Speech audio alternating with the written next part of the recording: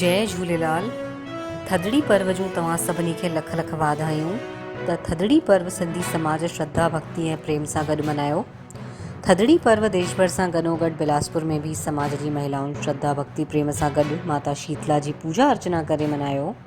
हिकु ॾींहुं पहले रात्रिअ जो रोटी सब्जी, मिठो लोलो, चेरी कोकी, दही बड़ा ऐं अन्न खाइण जा व्यंजन ठाहे करे रखंदा आहिनि। जल छिड़के करे चूल्हे खे ठंडो कयो वेंदो आहे। ॿिए ॾींहुं हुन खाधे खे सुबुह खां वठी करे राति ताईं खाईंदा आहिनि।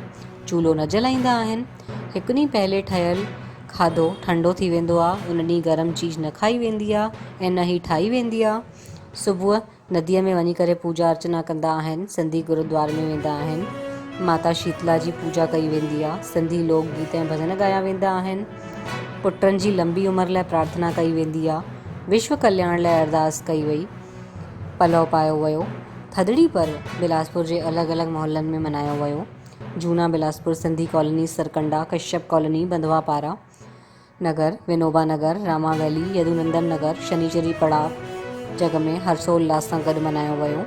हर जॻह समाज जी महिलाउनि जो विशेष योगदान रहियो, जंहिंमें प्रमुख आहिनि मां कलावती दुसेजा, विनीता भावनानी, रेखा आहूजा, कंचन मलघानी, भारती दुसेजा, मोनिका सिदारा, भारती सचदेव, चंदा ठाकुर, कीर्ति सीरवानी, गरिमा साहनी, आशा वाधवानी, सुषमा मलघानी, अनु आहूजा, कोमल वाधवानी, मुस्कान सिदारा, किरण चंचल, जया, नेहा, संध्या सिदारा।